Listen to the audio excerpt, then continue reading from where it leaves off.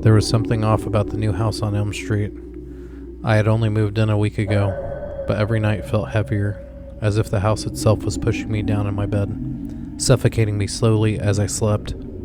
The air was thick with an unsettling quiet, interrupted only by the occasional creaks of old wooden floorboards. One night, I woke up to a sound, a faint tapping, rhythmic but not consistent. It seemed to be coming from the attic. At first, I thought it might be the wind blowing a tree branch, brushing against the roof, but the sound was too precise, too intentional. Tap, tap, pause. Tap, tap, pause. It was as if someone or something was counting. I stayed frozen under my blanket, straining to hear more.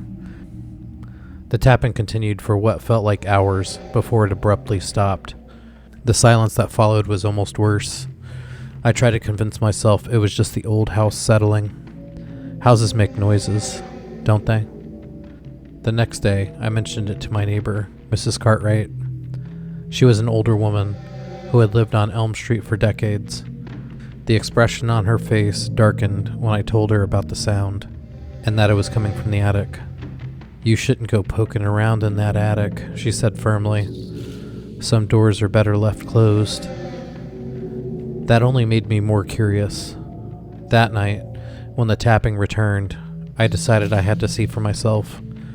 Armed with a flashlight, I climbed the creaky stairs leading to the attic. The air grew colder the closer I got, and the tapping grew louder.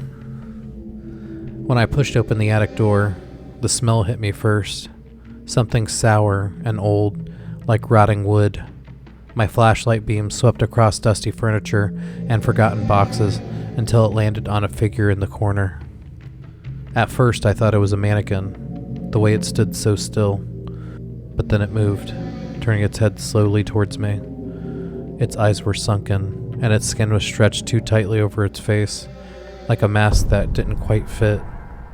In its hand was a glove that had metal knives attached to each of the fingers. This is what was tapping against the wall. "What are you doing here?" I stammered, my voice barely audible over the pounding of my heart. It didn't answer. It just stared at me, unblinking. Then it smiled, revealing teeth that were too sharp for a human mouth.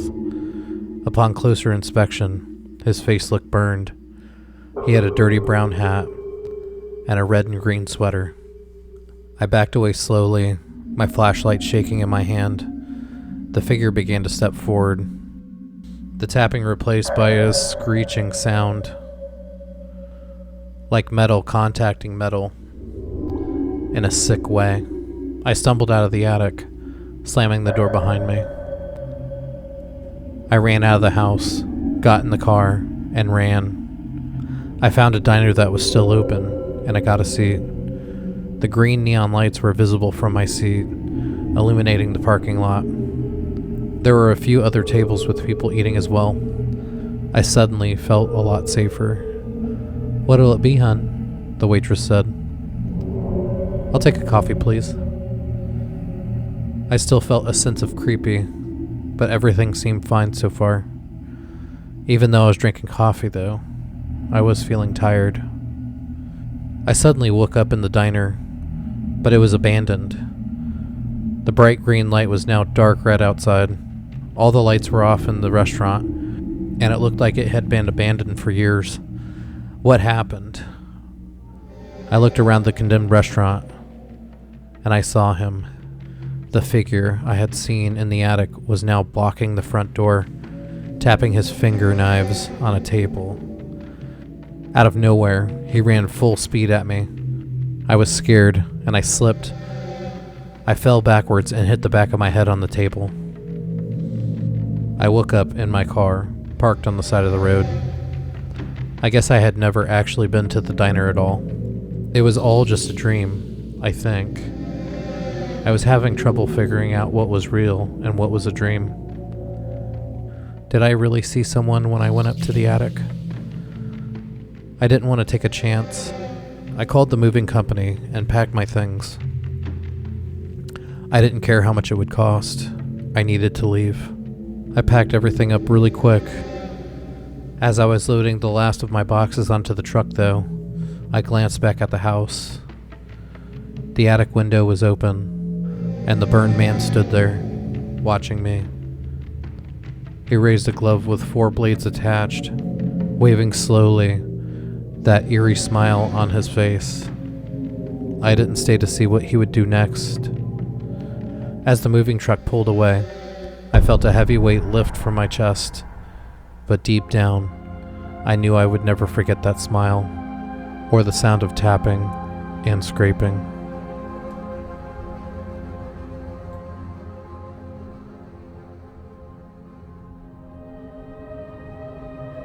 There was something strange about my new house on Elm Street. I'd moved in a week ago, drawn in by the low rent and beautiful exterior. But I was starting to feel like something was wrong with the place. Something I couldn't explain. It all started with the dreams. Every night, I'd find myself in the same place. A long, dimly lit hallway lined with doors. Each door was slightly open, and behind them, faint sounds of a kid's song echoed. 1, 2, Freddy's coming for you. At the end of the hallway stood a figure, tall and still, blended in with the shadow at the very end of the hallway. The only thing I could see were the whites of his eyes in the darkness looking right at me. He would suddenly start chasing me. I tried to run away from him. The hallway continued to stretch no matter how far I ran. I would wake up gasping just before the man swung at me with his claw hand. I brushed the nightmares off as moving stress. New places had their quirks, right?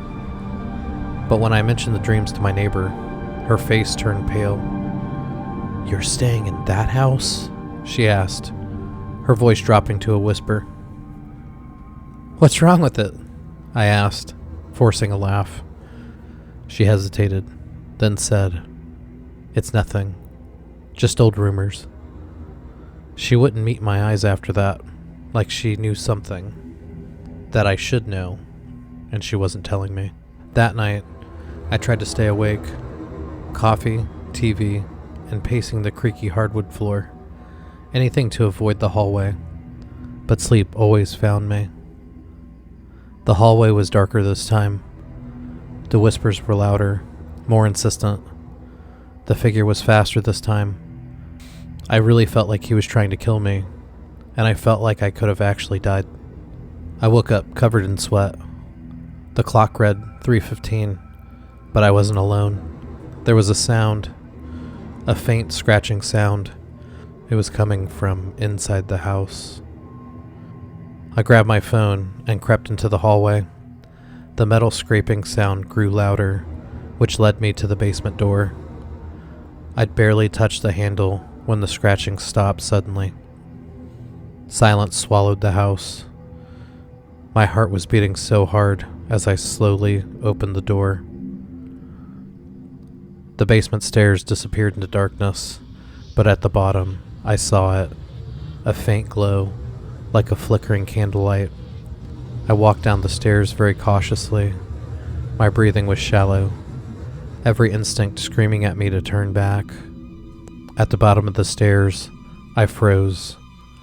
The glow wasn't from the candles. It was from carvings of human faces in the walls, hundreds of them. Names etched below their faces. The faces glowing faintly as if it were alive. And that's when I saw him. The man from my dreams stood in the corner, ugly, dirty, scratching a metal pipe with his steel claws.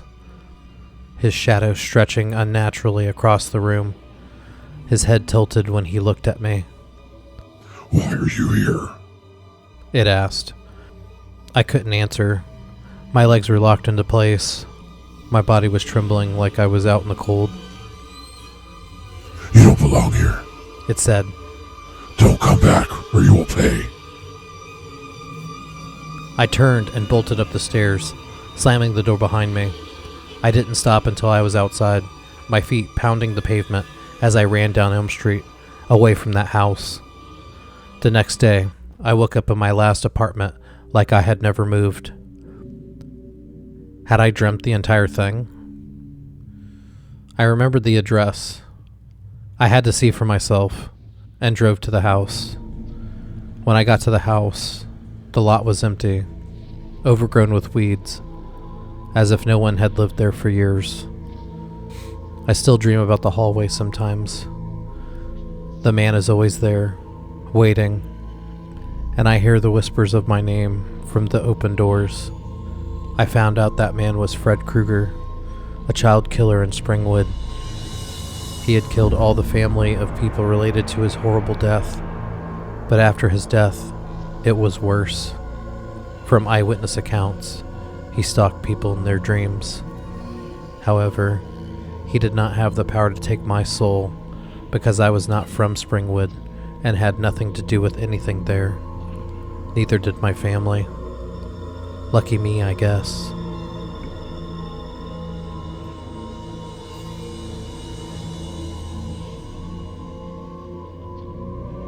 It was one of those nights when the air felt alive, the kind of oppressive humidity that clung to your skin and made the hairs on the back of your neck stand at attention.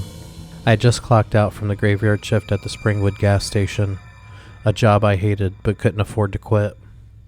The fluorescent lights buzzed above me as I walked to my car, their hum almost drowning out the distant rumble of thunder. Almost. A storm was coming, and I wanted to be home before it hit, but as I turned to head to my car, I saw him. A man, standing under the flickering street lamp across the parking lot.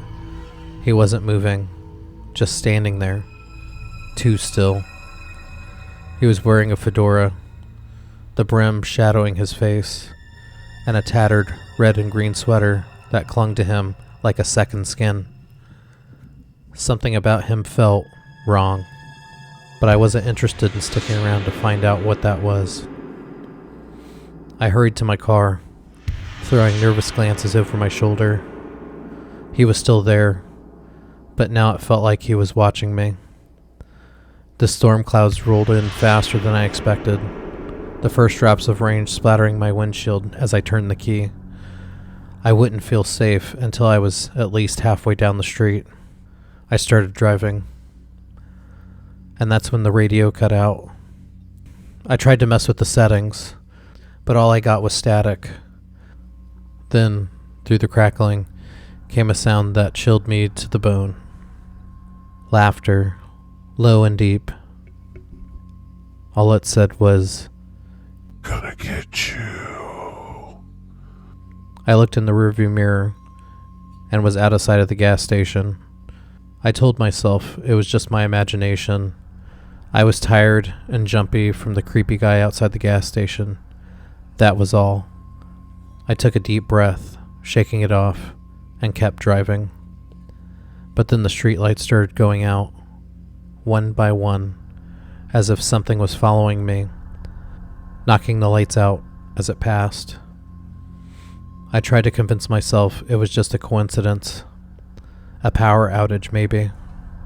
Usually, though, a power outage would make everything go out at once. This was different.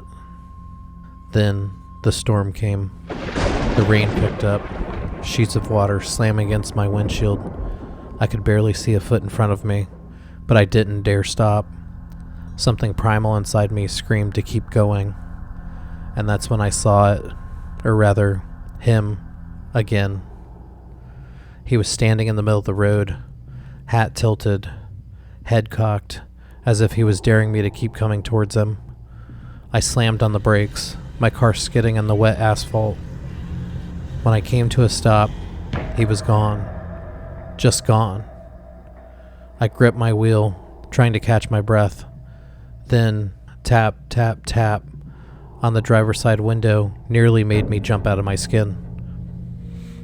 I turned, half expecting to see the man from the gas station.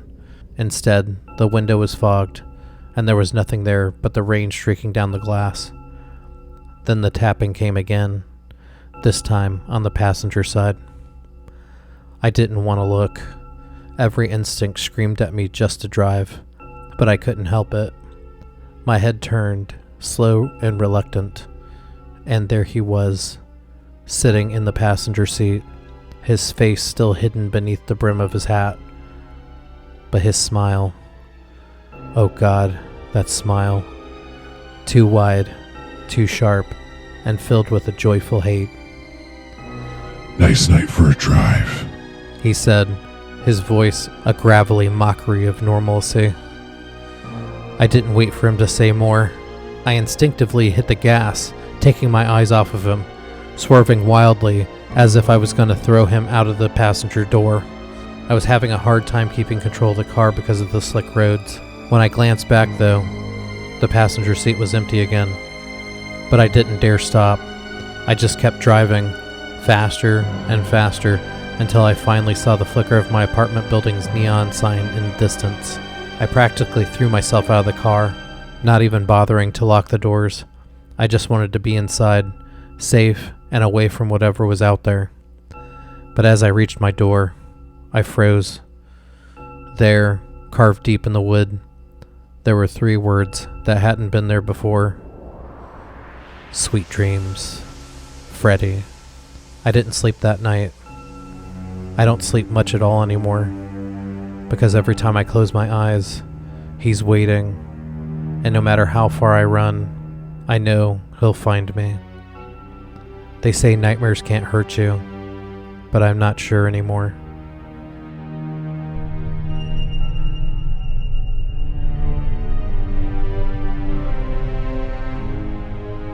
There are many rumors about a well located in a small town.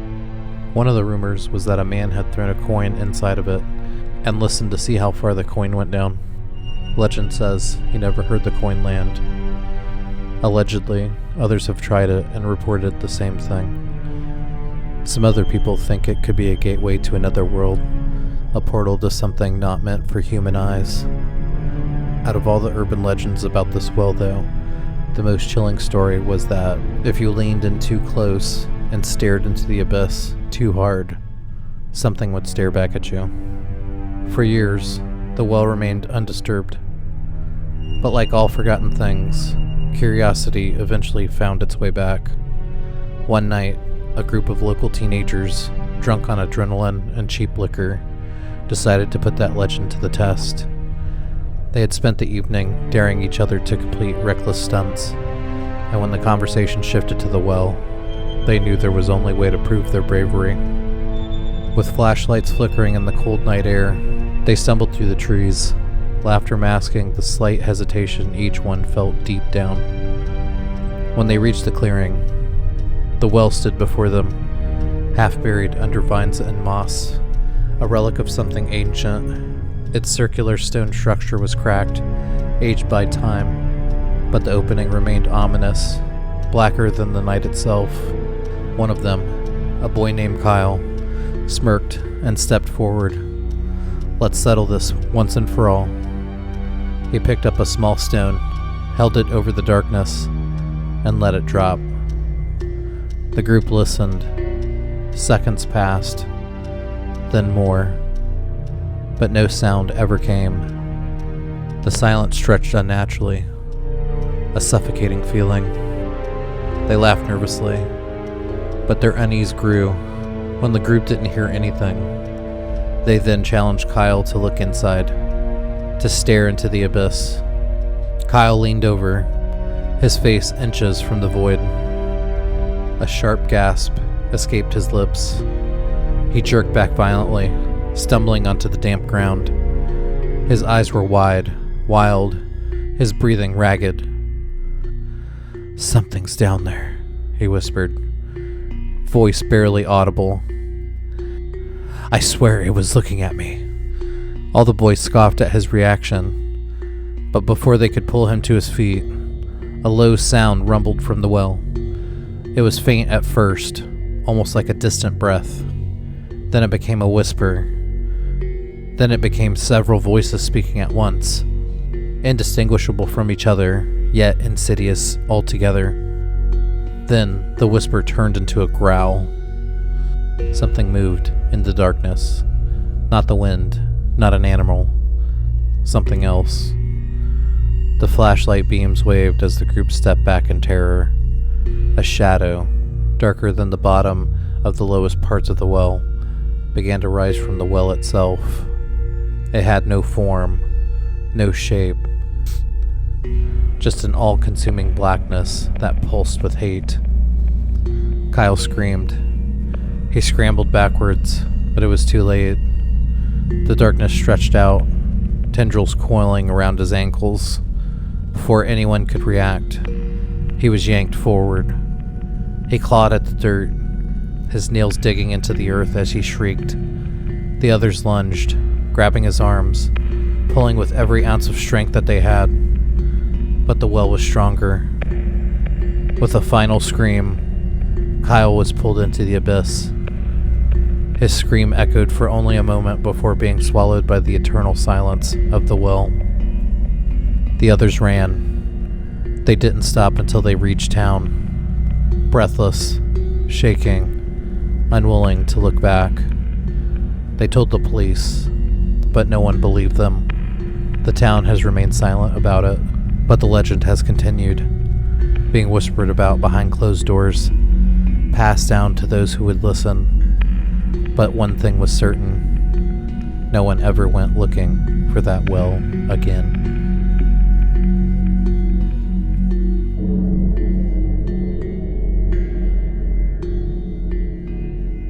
A group of college friends were on a road trip through the thick forested area in the Pacific Northwest. The dense trees loomed over the narrow, winding road, casting long shadows under the fading sunlight. The group was laughing and reminiscing about their college experiences, but they were also really enjoying the isolation and freedom of the open road. They had been driving for a while without seeing another car when their headlights illuminated something strange. There was a person, and they were standing at the edge of their eyesight in the road. It was a man, barefoot, dressed in an old-fashioned suit that looked decades out of place. His pale face turned towards them, and his sunken eyes seemed to have a gleam in the reflection of the headlights. The friends debated stopping. Although he wasn't flagging them down or showing them any signs of distress, the sight of him gave everybody an uneasy feeling. Ultimately, curiosity won out, and they pulled over, feet ahead of him. "Are you okay?"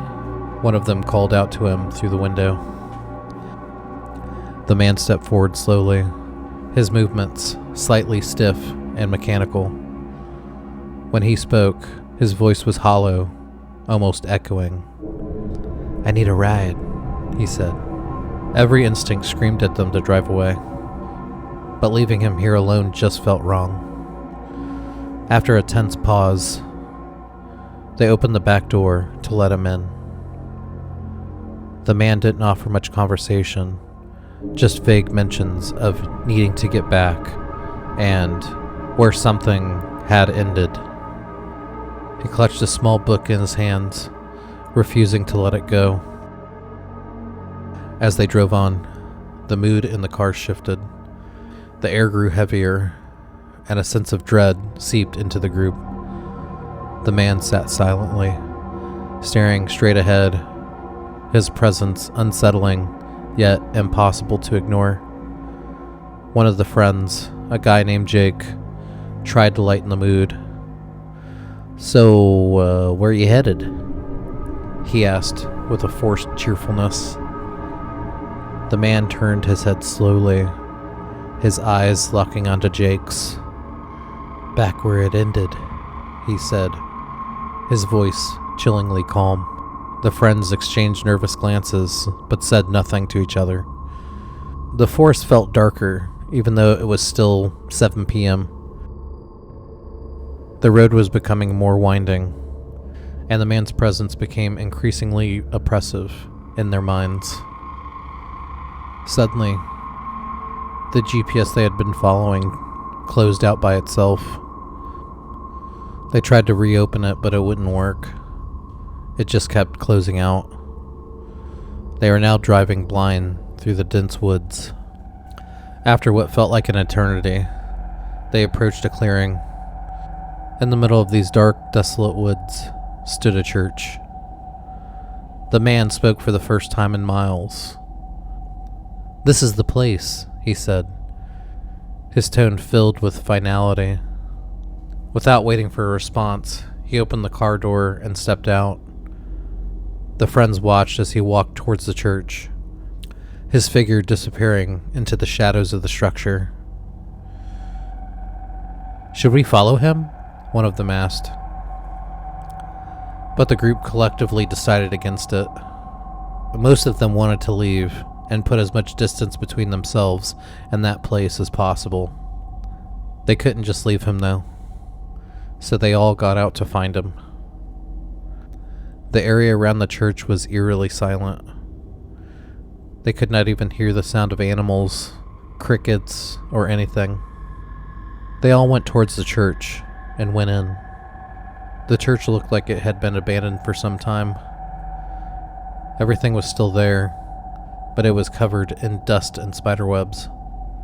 It's like the people that used to attend this church left in a hurry and never looked back. They looked around, but they never found the man. When they left the church, it was suddenly pitch black outside.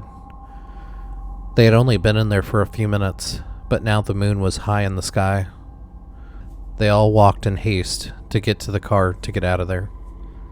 As they turned the car around, the headlights briefly illuminated the church's broken stained glass windows. In the flicker of light, they all saw the same thing.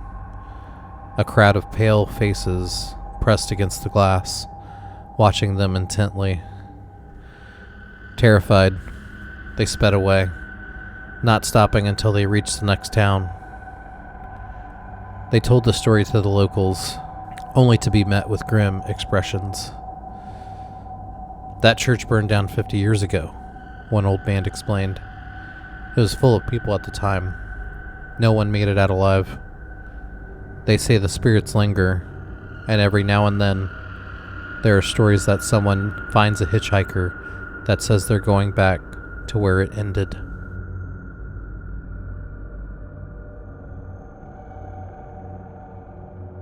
A group of friends were on their way to a secluded cabin in the Appalachian Mountains for a weekend getaway. The drive was long, winding through dense forests and narrow, forgotten roads. They had rented a place deep in the woods, far from cell service and the chaos of city life. As they laughed and talked about their plans for the weekend, the road twisted into darkness. The only light came from their headlights, cutting through the thick fog that had suddenly rolled in. The road narrowed even more, until finally, they spotted an old wooden bridge. This bridge was the only way to cross the deep ravine below. The bridge looked ancient, the wood warped and rotting in places, but their GPS insisted this was the only route. As they approached, they noticed something strange. A young boy stood at the entrance of the bridge, his clothes ragged, his face pale, with no expression. His eyes seemed too dark, almost hollow. He stood motionless, staring at them. The friends exchanged nervous glances. "Where did he come from?" one of them asked. "There's nothing out here for miles," another whispered. Despite their growing unease, they couldn't just drive past a child standing alone in the middle of nowhere. One of them rolled down the window. "Are you okay? Do you need help?" The boy didn't respond. He only raised a single finger and pointed right at them. That was enough. The driver gripped the wheel and said, "Nope, nope, nope," before slowly maneuvering around the boy and driving onto the bridge. As the car rolled forward, an ear-splitting scream erupted from behind them. It wasn't the sound of a child, though. It was deeper, twisted, inhuman. Panic set in. The driver slammed the accelerator, desperate to get off the bridge. The old planks creaked and groaned beneath the weight of the car, but they didn't care. Then the headlights flickered as they were driving at high speed. For a moment, everything went dark.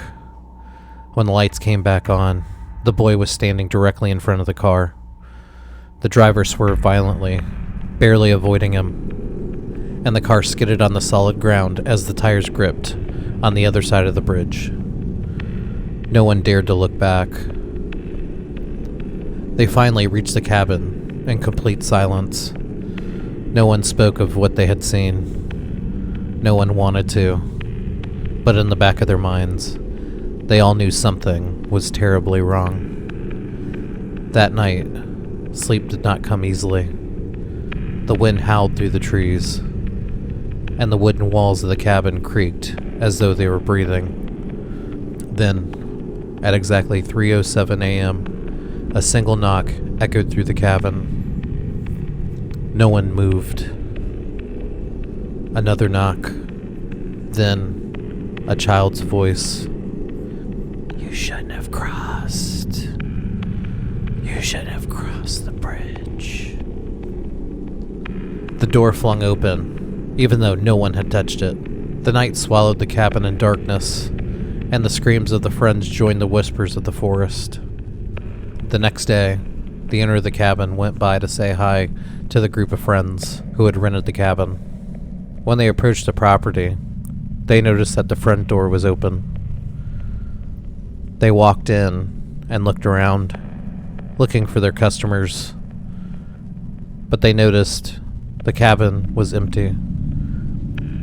The beds were unmade, the car still parked outside, but the friends were gone, vanished without a trace.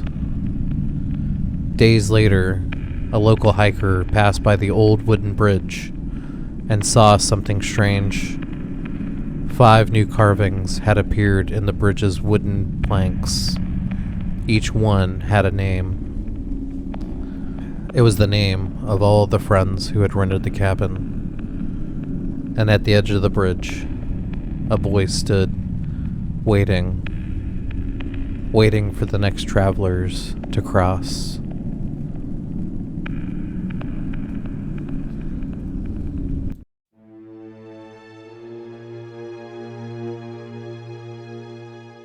It has been months since my last date, maybe even a year. I wasn't counting, but the creeping loneliness in the back of my mind certainly was. I had almost given up on dating apps entirely. Too many empty conversations, too many guys who seemed perfect until they weren't. But then, there was Nick. Nick wasn't like the others. His messages were thoughtful, funny. He actually asked about my interests instead of just commenting on my photos. He seemed genuinely interested in getting to know me, which was a rare find. He suggested we meet at a small bistro downtown, a quiet place where we could actually talk. That alone was refreshing. Most guys wanted something loud and trendy, somewhere they could half listen while checking their phones. Nick was different, or at least, that's what I thought. I arrived at the bistro 10 minutes early. The restaurant was cozy, dimly lit with flickering candles on each table. It had a warm, inviting atmosphere, but as I waited, a strange sense of unease started to settle over me.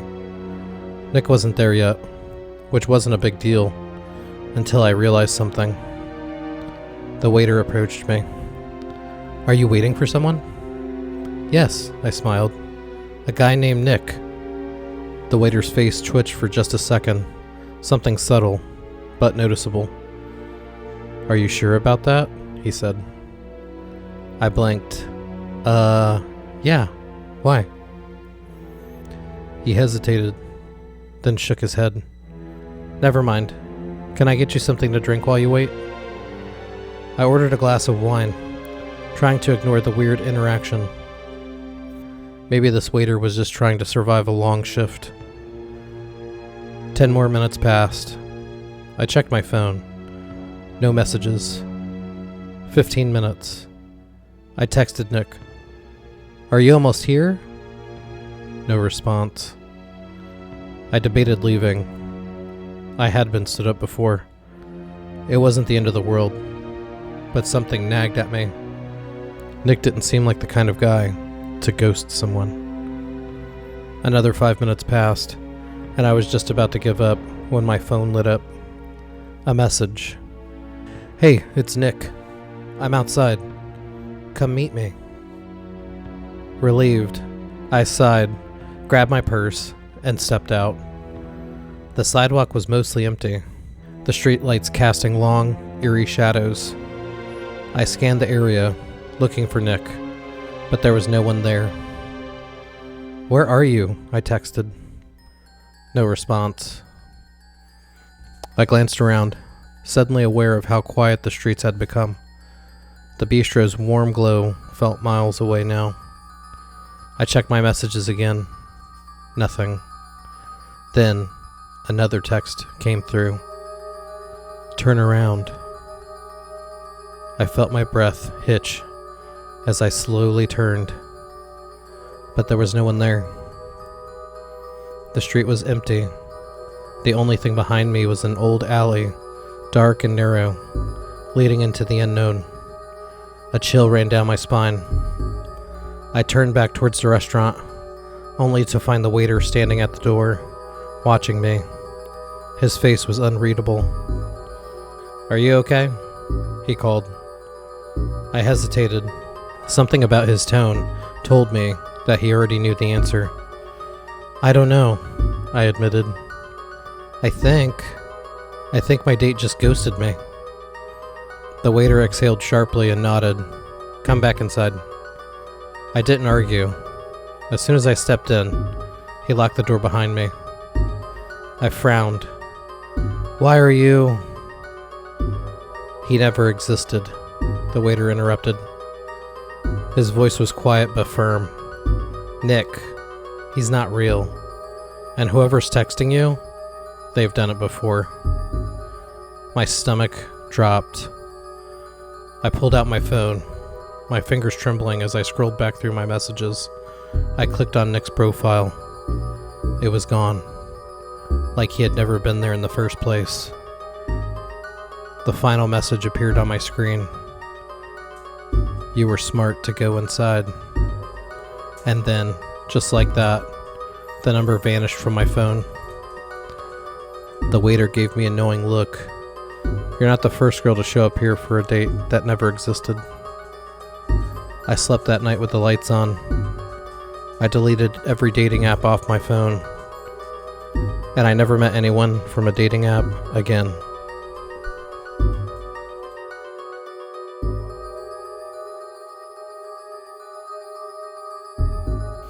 It was a Friday night when I decided to step out of my comfort zone and give online dating another shot.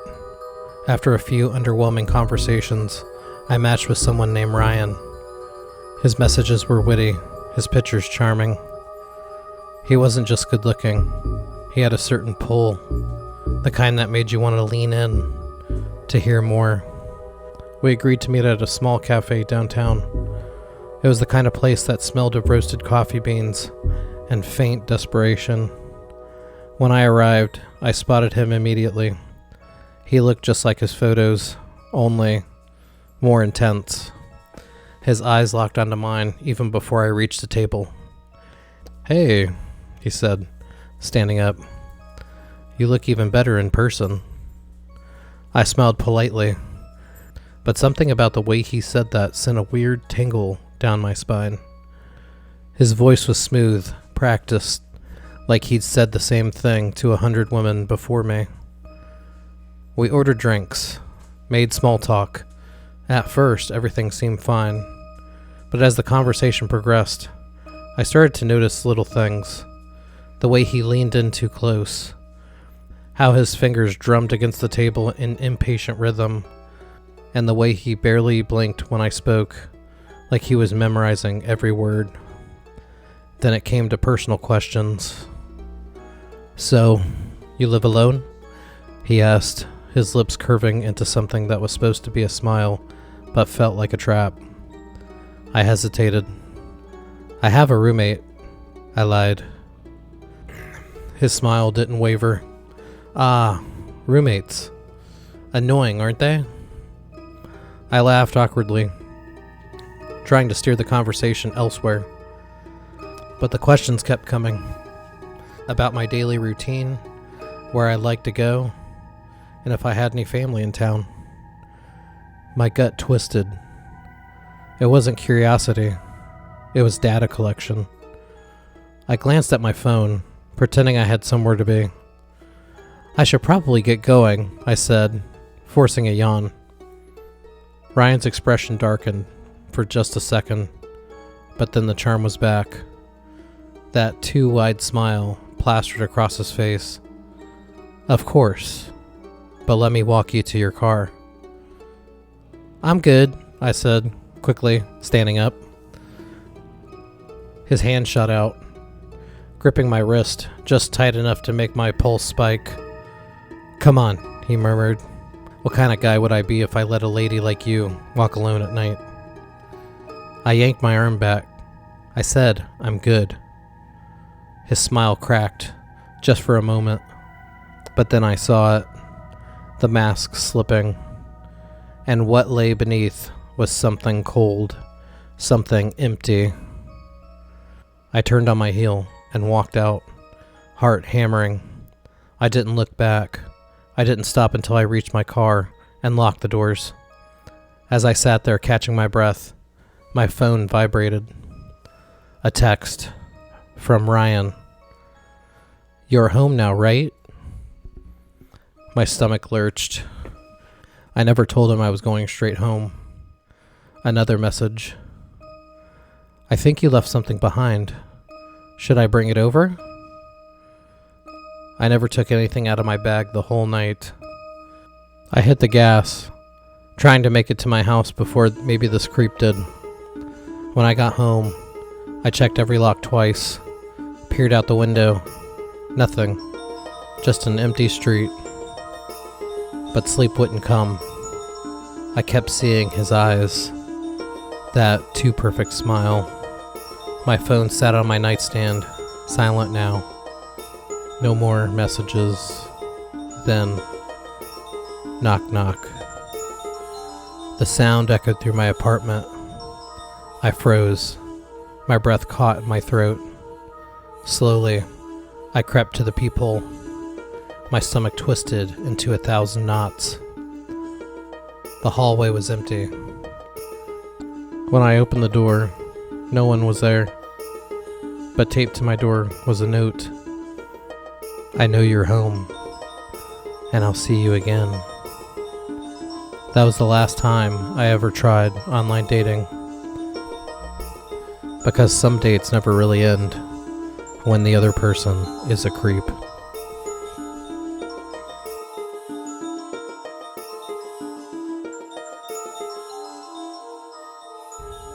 It had been a while since I'd been on a date. I wasn't desperate, exactly, but I was getting tired of waiting for the right guy to magically appear in my life. So like countless others, I turned to dating apps. The endless swiping had become a nightly routine, and the carousel of faces that blurred together, none standing out, until I found Eric. Eric was perfect. Too perfect. His pictures showed a chiseled jawline, deep blue eyes, and an effortless confidence that made my stomach flutter. He was charming in our chats, quick-witted, attentive, and most importantly, he actually seemed interested in getting to know me beyond the surface-level attraction. When he suggested meeting for dinner at a cozy little restaurant just outside of town, I said yes without hesitation. I arrived at the restaurant 5 minutes early, my heart thumping with nervous excitement. The place was dimly lit, intimate, with flickering candles on every table. The kind of place that made you feel like the rest of the world didn't exist. Eric was already there, waiting for me, and in person, he was even more stunning than his pictures. He greeted me with a warm smile, his hand lingering on my lower back as he guided me to the table. Everything was going well, better than well.